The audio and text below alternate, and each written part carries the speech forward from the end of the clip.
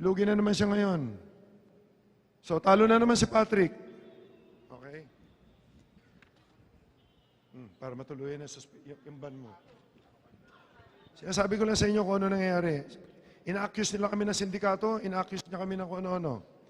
Dahil sa sikat na naman din siya, pati mga gamot ng manok, pinagawa rin niya, nilabanan niya yung mga laboratory. Hindi siya umubra. Sumikat sandali, lugi na naman yung kumpanya niya ngayon. Talo na naman si Patrick. Talo na naman. Talo. Okay. Ngayon, ang mga manok niya, maski saan lumaban, maski sa sabungan niya, puro talo. Sumali dito yun, 2 beses yata, 1 beses. 5 manok, 1 nanalo. Alam mo, sabi, pinagtutulungan daw namin siya. Ang po siya, isipin pinagtutulungan, lalabang ka. Sa Pasay, obserbahan nyo. Sumasali kami sa Pasay, hindi namin nakakalaban ng manok niya. Gusto niya laging 10-6. Okay? Akala kasi ni Patrick, ang swerte at kasikatan, pang matagalan, mali siya.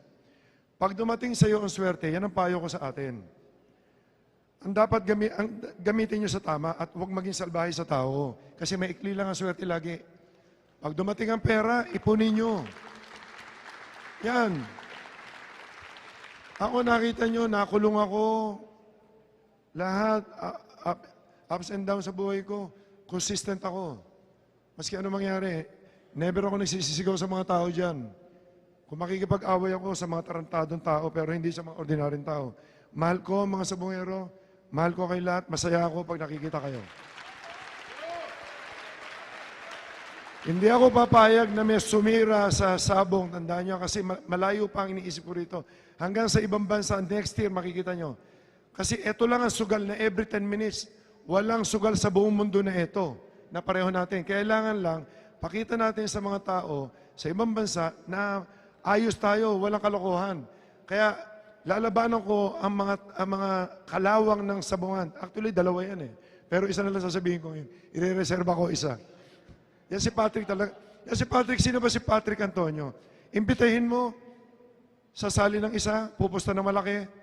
Pag natalo, iiwanan na yung manok niya, pupusta 33. Hindi napapago yan, simula nung pinanganak yan. Hindi pumapago yan. Ganyan katuso yan, puro pera tinitignan. Ngayon, dahil sa new technology, lugi naman kasi negosyo ni Patrick. Nagtayo na naman siya ng video streaming na nga. Yan na nga yung global. Na nagbebenta ng palabas sa mga sabungan. Binibenta niya 10,000, 15,000. Ang problema, siyempre, yung Pitmaster Live, gumawa kami, libre. So alam natin makakaproblema siya. Bukod sa libre na, kumikita pa kayo. Dahil may porsyento kayo doon sa income namin eh. Ang liit lang kinuha namin, 5%. Binibigyan namin sa inyo, kayo, hindi namin kayo tauhan. Pareho na sinasabi ko, magkakasosyo tayo, magkakatulong tayo sa pag-improve ng industriya. Hindi pareho ni Patrick. Okay. Ito na ang kasalanan ni Patrick. Dito, sobra na kasinungalingan ni Patrick. Ayoko magmura kasi mabait ako eh. Noong February 22, Saturday, di ba sabi ko, nag-meeting ang digmaan. Nagsalita si Patrick doon. Ginamit ang microphone. Kaya ginagamit ko itong microphone ngayon para sa iyo, Patrick. Okay? Siniraan niya ang grupo namin, lalo na ako. Ang sabi niya, kung gusto niyo marinig yan, naka-record yan. Okay?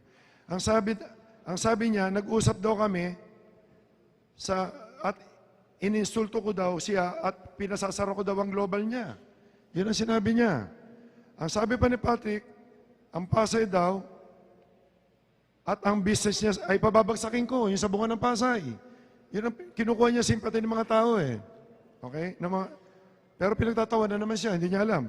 Habang nagsasalita siya, tumatawag sa amin yung mga tigaron. Ang sabi niya, nagmakaawa daw siya sa akin dahil sa pamilya niya, ang business na yun. Huwag ko raw kalabanin. Hindi naman ako nagtitinda ng patuka. Hindi ko naman nilalabanan yung mga laboratory. Sa tingin niyo ba si Patrick sa suplado niya magmamakaawa siya sa amin? At hindi ko ugali mga pinantao.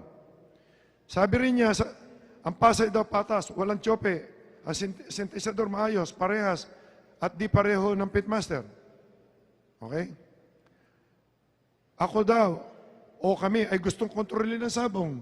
Sino ba kumokontrol? Siya nga eh. Gamot, sabungan, patoka, video, lahat. Gusto niya negosyo. Gusto niya kanya lahat. Gusto niya kami pag-awayin ng digmaan. Nagbabanded daw kami para magbigay ng premyo. Kaya kami nagbaband doon sa mga breeder na hindi nabandidan, walang pambayad ng 16,500 dahil limited ang pondo ng mga maliliit na breeders. Binabandidan namin sila sa 12 pesos lang. Halaga ng wimban, wala kaming kita diyan. Binibigay namin sa kanila lahat para maibenta, magamit sa Maynila ang mga manok ng breeder. Ito ang totoong nangyari sa meeting na yan. I think nandito yung asawa ni Tony, yung ano tawag niya, in-laws niya, si Erica. Si Erica, nakapakabait niya. Hindi ko lang pwedeng pagsalitain dito at baka mamaya palayasin na naman ni Patrick. Okay, mamaya kukwento ko pa si Patrick. Marami pa yan. Dalawang page na lang pala to. Ito ang totoong nangyari sa meeting na yon. Since tinawagan ko si Erica, sabi ko, Erica, sabi mo kay Patrick, gusto ko siya makausap para doon sa negosyo niya. Dahil yung negosyo niya, yung global, nasasagasaan na namin. Gusto ko mag-usap para magkaroon ng joint venture. Magtulungan tayo. Okay?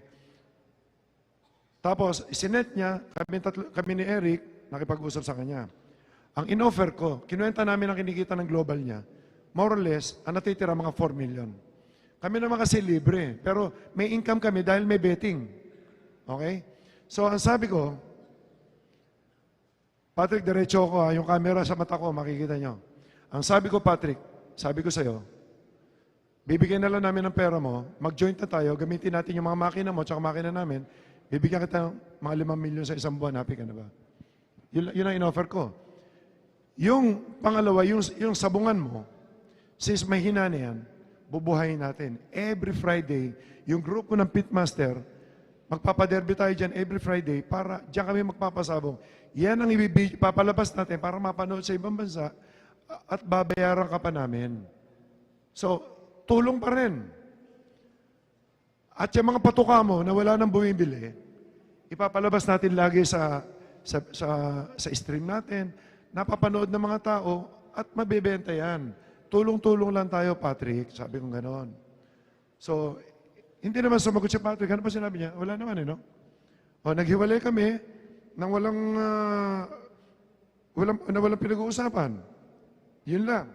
Okay. Namemorya ko na pala. Si Patrick, talagang napakalikot niyan. Tignan niyo to, talagang lahat ng sinabi ko sa iyo, yan ang totoong buhay ni Patrick. Nasundan ko yan. Sabay kami halos na ano eh. Kami ang magkalaban lagi sa sabong nung late 80s, 90s. Lagi akong dihado. Yun ang gusto ko. Dahil mas malaki tama ako lagi. Ako talaga laging kalaban niya sa sabong. Kaya buti na lang, hindi kami nag-away. Pero talaga yatang loser siya talaga at traitor. Tignan niyo na lang to ha. Example ko sa inyo, andyan lahat ng mga mananariya. Noong nagpapanalo siya, ang pinakamagaling na mananari natin si Noli, alaga niya yan. Puro champion. Binigyan pa niya ng kantin. Noong napagtatalo na siya kasi puro bulok ang manok niya, pati kantin tinanggal, pati si Noli tinanggal. Tignan niyo kung anong klaseng tao yan. Noong 90s, nagpapanalo siya, ang kinukunan niya ng manok, si Lance De La Torre, ang galing na breeder. Noong napagtatalo siya, dahil bulok na manok niya, ang sinasabi niya, bulok yung manok ni Lance De La Torre, iniwanan si Lance. No, sumikat na naman siya noong 2000. Ang ginamit niya ay Sculin Brothers. Gumaling na naman ang manok niya na pansamantala. Pagkatapos noon, siniraan na naman niya yung away na naman sila. Wala siyang hindi nakaaway. Actually, pag naglalakad siya, yung anino niya, wala sa tabi niya eh. Ayaw na rin sumama sa kanya. Ngayon, itong huli, si Arnold. Ginagamit niya. Ngayon, nasa si Arnold? Imbis na kasama niya. Kung saan nagpapapinance ngayon. Di ba?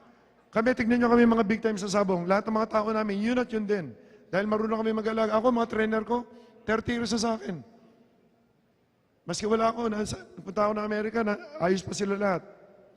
Saksakan na sinungaling yan. Ngayon, dahil sa hindi kabagay. Ito, Patrick, lahat tayo rito. Kapareho na sabi ko nga sa inyo, ito na yung huli.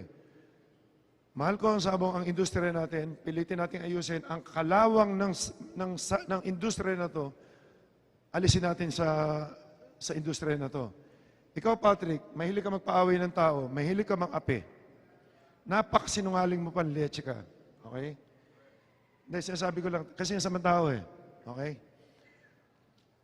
Mula sa araw na to, lahat ng pasabong namin, ban ka na, hindi ka namin kailangan dito. Ngayon, nakikiusap ako sa mga kasamahan natin sa bungan. Nakikita niyo naman si Patrick. Pagkasasali sa inyo, huwag niyong tanggapin. Basura yan ng sabungan. Ever since. Sasali yan, pag nagpapanalo manok niya, paparada ng malaki, galit pa yan pag hindi nakasa. Pag natalo manok niya, iiwanan yan. Hindi kayo pupustahan. Ito, totoo to ha. Nung kalakasan ng Pasay, gusto niya pabaksakin ng NCA. Walang kaibigan si Patrick ha, maski sino. Sinasabi ko na sa inyo. Ngayon, yung manok niya na sinasali niya sa NCA, nakikita niyo nakasulat, finance, hindi niya pinupustahan yun. Pinapapinas niya kila Jun Santiago. Isipin niyo kung anong klaseng tao yan. Di ba? Walang prinsipyo sa buhay eh. So, ibig sabihin, inaano ko lang, na nakikiusap din ako, linisin natin, pag-anuhin na natin, na iba na natin yan sa lahat ng sabungan kasi basura yan. Huwag niyo rin bilhin yung produkto niyan dahil laos na yan eh. Diba? Okay, maraming salamat sa inyo. Yun na. Okay, alam ko, naiinip na tayo lahat sa laban. Ngayon, naipalabas na ni Atong yung kanyang sama ng loob at sana maintindihan natin, maging objective lang. Ngayon tayo dito, ito po yung Pitmaster family, nakikiusap sa ating lahat. Nakikiusap po tayo na ang sambayanang Pilipinas, lalong-lalo na mga kasabong, tayo magkaisa at pagkatulungan lang sa gayon, ating mapaunlad o mapalaki ang industriya ng sabong dito sa Pilipinas, lalong-lalo na sa mga kapatid natin na mga handler, leaderer at breeder na maliliit na tao ay magkatulungan. Ang Pitmaster family po, dun sa mga may sakit, ay taus-pusong bumigay ng tulong kung kinakailangan po. So, maraming salamat at